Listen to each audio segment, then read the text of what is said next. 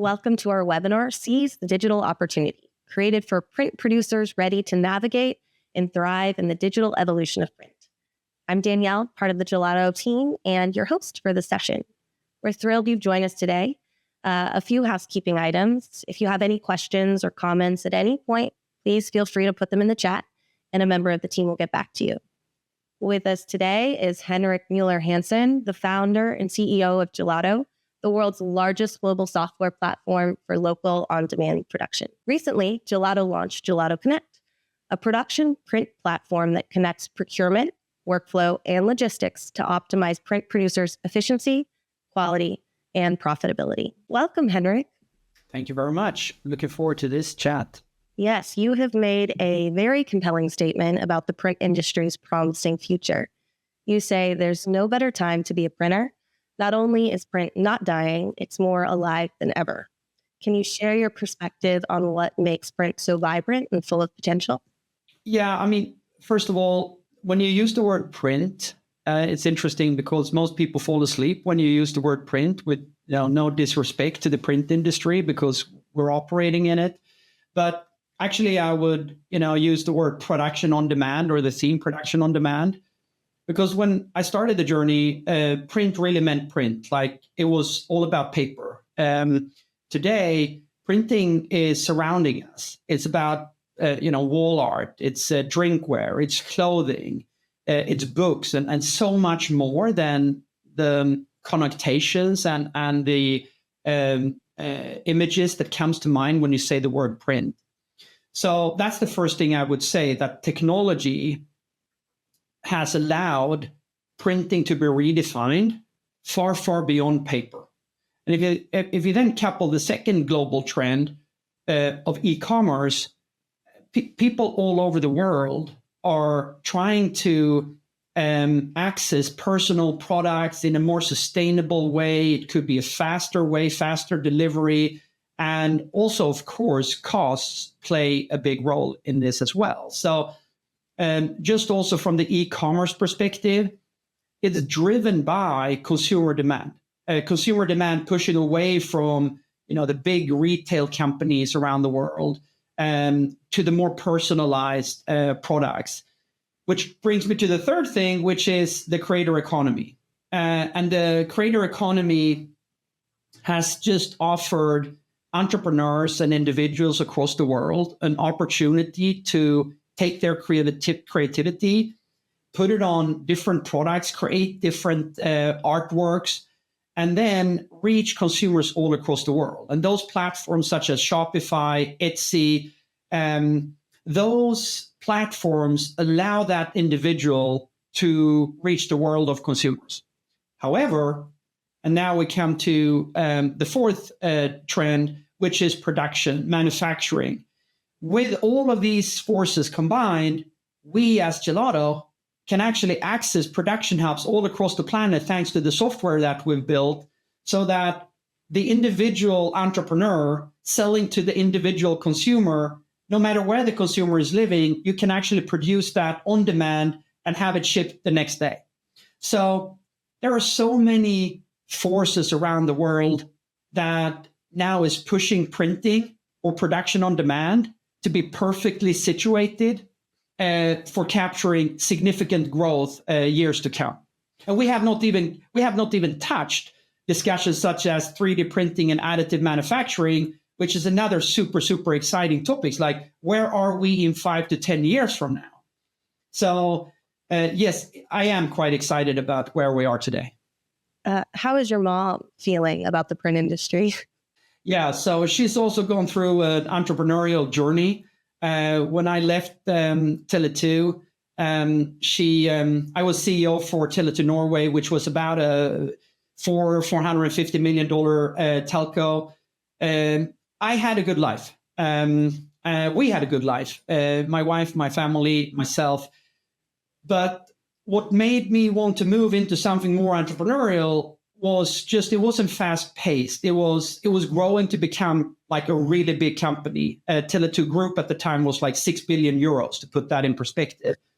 So I wanted to do something on my own, find my own passion and build my own company.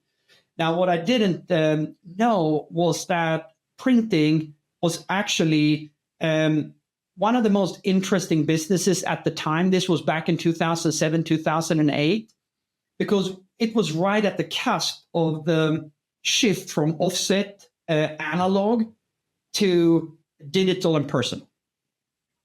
So I did some studies and I looked at the size of the industry. It was one of the world's largest industries, which surprised me. It was very much in the disruptive mode where digital printing just became better and better day by day compared to offset printing.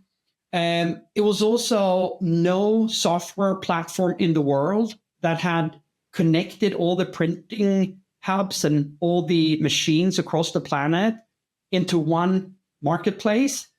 It was also, a world where you overconsumed, you produced everything centrally, you shipped it out globally. It was just very, very inefficient. And so also I read an article at the time which stated that the overcapacity in the industry was 6 times. So meaning you had 6 times more machine and production capacity than the actual demand. So I actually thought or concluded that it's the print industry that I should go into. And so I called my mother and I said that I think I found it, what I want to do. And she was super excited and she asked me, well, what are you going to do? And I said, I'm going to go into printing. And she started to cry. And the reason was that she, just like everyone that I speak to, think that printing is dying. But it's because you haven't really understood the dynamics of the industry. And the dynamics of the industry is that we as consumers, we want to move and buy products that are more personal, are produced locally, are shipped locally, overnight. Like all of those trends are catapulting digital printing. And then gradually, as we grew, and with the kind of the moment when we announced the capital injection of almost $250 million in dollars in transaction, she called me and said, that I'm fine again now. I'm okay. I can sleep at night, Henrik. So it's been a journey, and when you start a company, it's kind of like not you starting a company. It's like everyone in your family starting a company. And my mother has been part of that. Well, I'm glad that she's not crying anymore. And maybe she's even smiling. She's good now. She's good. And Henrik, I've also heard you talk about the sheer size of the print space. Can you dive into that a little bit more? Peter Thiel, who is a investor, part of many exciting journeys, PayPal and Facebook and many others, Palantir. He asks a question during his interviews, which is, what is the universal truth that no one agrees with you on? Right? My universal truth that no one agrees with me on is that printing is the most dynamic and exciting and fast-growing business.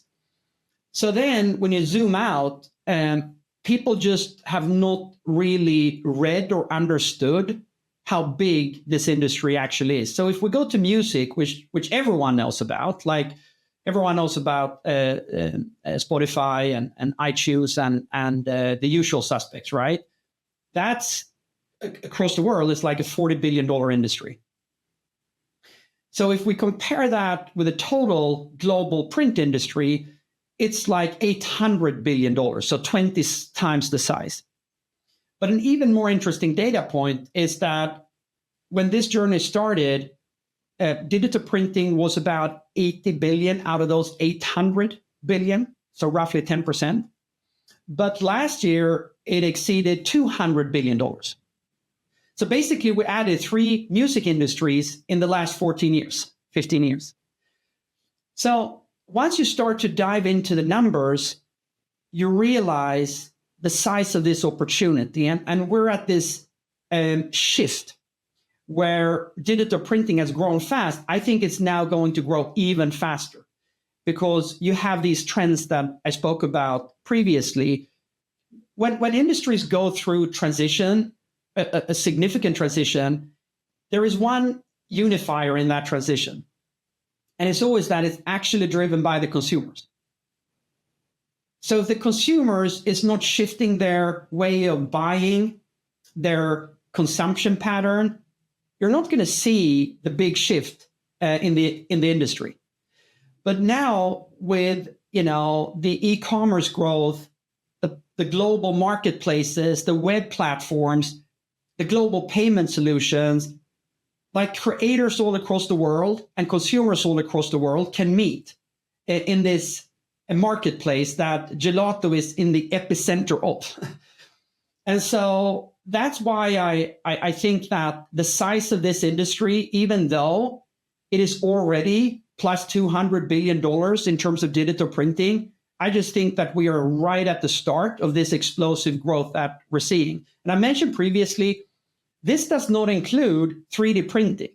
Like 3D printing is another very interesting, already the size of the 3D printing industry is like roughly $20 billion, right? And it's growing to the point now where some people, some industry experts estimate that it will peak in like 5-6 years to over $100 billion. So we're like 5-6 times the size it has today. So when you add digital printing, you add 3D printing, that's why I think that right now we've never been in a more exciting and interesting position with Gelato and also with this industry. And I know that you pointed out some of these macro trends earlier, but also can you talk with me a little bit about what the significance of Gen Z and millennial consumer preferences and how this affects the print industry moving forward? Yeah, and I just want to make sure I'm not part of the Gen Z generation. You're not? No, so just so you know. I'm not either, Henrik. Okay, thank you. Well, the problem is I'm not even part of the millennials. So I got you on that one. Yeah. So I think I come back to one thing I said previously, which is when industries change rapidly, it is triggered by consumers. The consumers drive the big industry trends. And you have companies such as Skype, you have companies such as Spotify that are examples of consumers shifting behavior. What I see now is that the Gen Zs and the millennials, they're already, if you look at the mobile phone payment solutions, they're the biggest users collectively compared to all the other generations combined. And since so much of global growth is orienting around mobile and social media, you see TikTok. TikTok is not growing because people flock to the desktops, right? So mobile turns out to be a very interesting indicator of where consumption is going and how growth is found in our societies and industries across the world. When you look at the Gen Zs and the millennials, I just think that they want to buy, if they can, products over these like Spotify, Shopify, Etsy, Amazon, those platforms. They want to buy personalized products. If they can, they want to design them on their own or find designers that they like to create that. And that I think is really something the traditional print industry has a hard time navigating and inhale, because just like me, we're not stemming from that generation. So I think we need to spend some time really understanding how the Gen Zs, how the millennials will impact consumption going forward. And in short, what I think will happen is they will just fuel all the trends that we have spoken about so far. They will just add and accelerate these trends. And so based on what you were just saying, they like mobile. But they also like sustainability, and they also like to get whatever they ordered fast. The Amazon generation is what they're often called. So how does that go into print's future as well? So sustainability is an interesting word because we all interpret sustainability very differently, I think. So the way I look at sustainability is E, S, and G. It's environmental, it's social, and it's governance. And I think the local production on demand model that we are driving is fueling and positively impacting all those three dimensions. So obviously, if we look at the environmental aspect, if you take many of the traditional retailers, they are not matching supply and demand. So they produce somewhere in a country far away, and then they ship it to 100 countries around the world, and they hope that the demand and supply will be somewhat, correlating. But we know that's not happening. So typically, if we just take the apparel industry, like 50% roughly every single year is either landfilled or burnt, which is crazy. And then also adding to the environmental factor, you then need to ship it across the world because you're not producing locally. So in the old manufacturing model, you drove towards central manufacturing because that's the way to achieve economies of scale and low cost per unit. The flip side of that is, of course, that you will overproduce many times, and you will definitely ship longer than you actually need to ship if you move to our model, which is producing on demand in the local market. And that brings me to the social dimension of sustainability, which is that, an entrepreneur today going into Shopify or Amazon or Etsy, the social dimension is that people want to, if they can, work with their passion. They want to do what they love doing, but then they need platforms to allow them to explore that passion. And that's the very interesting. I think social has two dimensions. One is that these entrepreneurs that connects to Gelato to reach their audience across the world, they get an avenue towards building their own company, growing their own business, thanks to Gelato. The other dimension of social is that, we connect. We don't own fixed assets. We don't own the machines, the production machines. So we connect to entrepreneurs all across the world that have invested in their own production facility. So local business owners. And here in Oslo, we have a company named HG Media. And he says, the CEO and owner of HG Media, his name is Jörn, he says that I have a bunch of people employed thanks to Gelato's business model, because Gelato is capturing e-commerce demand that Norwegian consumers are buying from entrepreneurs all across the world. And then they funnel that to HG Media, so that thanks to the partnership that HG Media has with Gelato, he can actually employ and thrive in the local business community in Norway, in Oslo. So the social we're allowing the entrepreneur to go global, and we're allowing the local business owner to connect to the global e-commerce entrepreneurs. And then the last is just the governance piece. We invest a lot of time in ensuring that we connect to good karma production hubs, good karma printers, and we take code of conduct and how you operate, how you run your plant really seriously. So I think when we say sustainability, many people gravitate to the environmental aspect of sustainability, but I actually think that that is one important piece. But there are two dimensions more in addition, which is social and governance. And production on demand with locally powered e-commerce businesses, we impact all three positively. And I think that's a really nice segue too, because as you're describing our technology, how is technology in general shaping the print production industry and its future? You also mentioned earlier 3D printing. So yeah, can we talk about the technology and software available and how it's shaping print's future?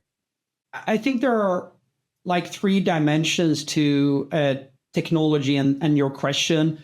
So the first dimension is that if we couldn't drive demand to the production hubs, it wouldn't matter what type of machines we have or Gelato software, because in the end, you need items, orders to drive growth and take investments.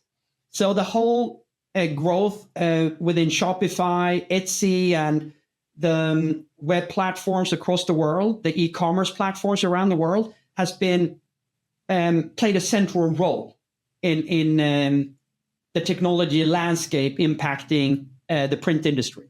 The second dimension is the production technologies. So just a very interesting example, when I founded this company, an HP Indigo could produce roughly 300 sheets of paper with good quality in 1 hour, roughly. Today, that same number is like 25,000. On top of that, you have costs. So let's say we index that to 100 in 2008.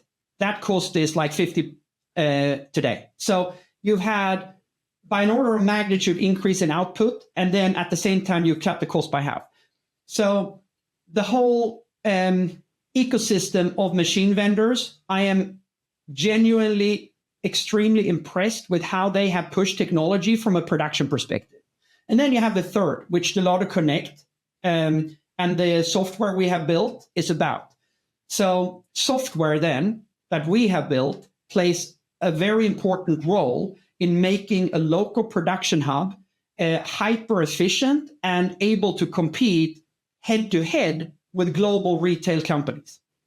And what our software is about, which is the third dimension of technology, is to make the whole flow inside a production facility, starting with our first kind of module, which is the procurement module, going into the workflow module, and then connecting that to the logistic module. Once you, through software, thanks to software, connect all these three modules, you are able as a production company to run a super efficient, streamlined production process from A to Z. And that's the third element of technology, the way I look at it. And then are there print leaders who have taken an aggressive approach in transforming their business to take full advantage of technology? Definitely. And if you look at our network today, we're 140 production hubs connected to Gelato across 31 countries. And they have all, I would say, leaned into technology. Like 90+% of them are using our software to produce. The workflow is Gelato's workflow. We have also now an aspiration to take that software outside of Gelato so that production hubs outside of our network or production hubs inside of our network can produce non-Gelato orders over our software. And so I can only speak for the companies that we work closely with, but generally speaking, I would say that the industry stands before tremendous growth, and software and efficient workflow models is a prerequisite for being able to profitably support the e-commerce industry with personalized products on demand at high volume. You need software to manage that. You recently spoke with the CEO of Tidy Merch, and I recall some really it was an interesting case study about how he specifically has leveraged technology in his facility. Can you walk me through that a little bit?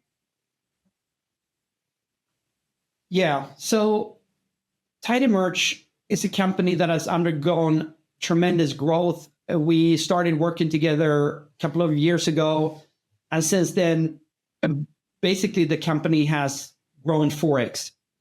And it's managed by a CEO and owner that is trying to maximize the power of software. So if you divide, and I'm being overly simplistic now, but if you divide the production hub or the production facility in three spaces, you have production, you have procurement, and you have logistics. And it begins with receiving all the blanks, all the materials, the white paper, the white hoodies, the white mugs into the procurement or the warehouse of your business. Now, of course, if you're, not a $100 million company, you need software to make that efficient, but you also need economies of scale and a big procurement volume to get the prices down. And when Tidymerge joined Gelato Network, they're also joining 140 production hubs around the world. And so we are able to offer Tidymerge just a lower cost per blank, a lower cost per product. But that is just a very small part of it, because then you have automatic replenishment of your warehouse. We're trying to, through the software, optimize the warehouse. How much do you actually need to store in your warehouse to have a good, reliable production? And how many people work with procurement? And so there are efficiencies to be gained thanks to software far, far, far outside of just the cost of a mug or a cost of a t-shirt. Then when it comes to the procurement side of it, the production side of it, you have today a number of different machines and a number of different product categories that a single production hub needs to support. Now, in order to do that, you need a workflow for each of the machines. You need a workflow for each of the product categories. And to the best of my knowledge, there is no product agnostic or machine agnostic workflow outside of GelatoConnect workflow. So that is another thing that Tidymerge has embraced. How can we use one workflow, one software to handle all of the different products and all of the different machines? And then lastly, you have the logistics part. And in the logistics, what's interesting there is it's actually really important to get the cost per parcel down, but it's even more important to save time in how you package, how you render an address label, how you trigger a pickup from a carrier. And all of that is also software driven. So what Tidymerge has done is they have deployed our software for procurement, for production and logistics throughout the production facility. And that's really the game-changing power of software in the production on demand industry, the print industry. And Tidymerge is an example of one of our partners that has just embraced the power of software, the opportunities that GelatoConnect gives Tidymerge to its full extent. But I also want to say that we're just at the starting point of also this. We're bringing on board every week more suppliers to the procurement side of it. We're bringing on board more carriers. With the growth comes also more efficiencies, lower cost. And so the roadmap for 2024 and the type of updates and improvements we will make, that I think is very interesting. And then zooming back out, when we think about the future of print and how technology and these macro trends are going to shift the way we produce, who are print producers' competitors? Maybe, not just in the future, but now. I've heard you talk about this before, and it's different than we might think. What's interesting is that I often get the question, who is your competitor? Or are you concerned that you will, meet fierce competition? For me, most of the time, at least this is my experience, when you have competition, you become better. You're challenged to do more with less. And so the outset is that for me, competition is not a negative loaded word. It's something that I thrive in. It's something that I am seeking, and it makes us better. Now, having said that, I also think that for some industries, and you can take the example of the media and movie industry. So back in the days, I think Toy Story 1 was launched in 1995. And it became a really big hit. And then Shrek came in 1997, and that became an even bigger hit, not because of Toy Story, but thanks to Toy Story. And then Toy Story 2 came, and since Shrek was such a hit, Toy Story 2 became an even bigger hit. So they fed off each other. I think the same will happen in digital printing and in the print industry. Great experiences will drive growth in e-commerce that will drive growth to the local production hubs and to the digital print industry. So if we as an industry deliver great quality products on time in a reliable fashion, it will drive the growth for all of us. Because, and this is the question you raised here or asked me, because the competition is actually not printer to printer, but it's actually the old manufacturing industry versus digital print industry and production on demand. And also, it's not printer to printer, but I think it's the whole digital print industry versus the old and more established global retailers. And we all know the names of those. So I don't need to go into that, but I think that's really what I'm excited about, is that if something can be bought in a smarter, faster, and greener way, I mean, if you're a sane person, you would want something that is produced in a faster way, in a greener way, and in a smarter way that makes a lot of sense. Compared to producing it, thousands and thousands of miles away, guessing the demand, everything looks the same. A red t-shirt is a red t-shirt. It's not personalized. So I just think that technology, global e-commerce has allowed us to consume and produce in a different way. And now we're at the starting point of that real transformation and shift. Henrik, this has been informative. Thank you. Before we wrap up, is there anything else you'd like to say to our print producers tuning in? No, perhaps one thing, if your mother or father is sad, you need to just tell a different story so that they see the potential. And once they do, I think they will, start to smile again and be really happy, because we are operating in a very, very exciting industry, and there's a lot of growth ahead of us. Well, it sounds like we have a pretty nice story to tell in the industry at large. You should send this recording to your mother. I will. Thank you. Thank you, Henrik. Before we conclude, a few notes.